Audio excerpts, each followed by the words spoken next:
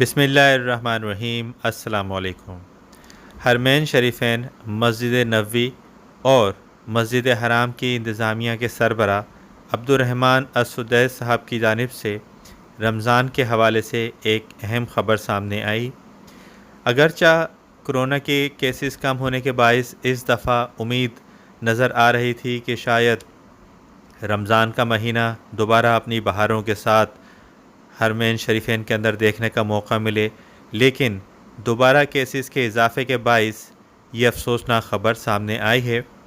اس خبر کے مطابق حرمین شریفین میں اعتکاف ممنوع قرار دے دیا گیا ہے، دونوں جگہ پر اعتکاف نہیں کیا جا سکے گا، اور اس کے علاوہ سحری و افطاری کے روح پرور اجتماعات جو حرمین شریفین کی شناخت تھے وہ بھی اس سال منعقد نہیں ہو سکیں گے۔ حرمین شریفین کی انتظامیہ کی جانب سے مزید یہ کہا گیا ہے کہ حرم شریف میں پانی اور کھجوروں کے سوا کچھ اور لانے کی اجازت نہیں دی جائے گی۔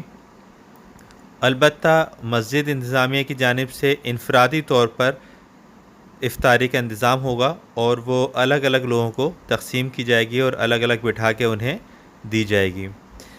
بہرحال ایک اور رمضان کے حوالے سے یہ کافی افسوسناک خبر تھی۔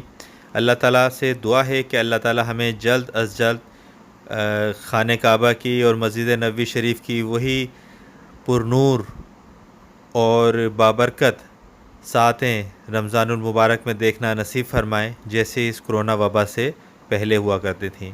آمین ثم آمین۔ السلام علیکم ورحمۃ اللہ۔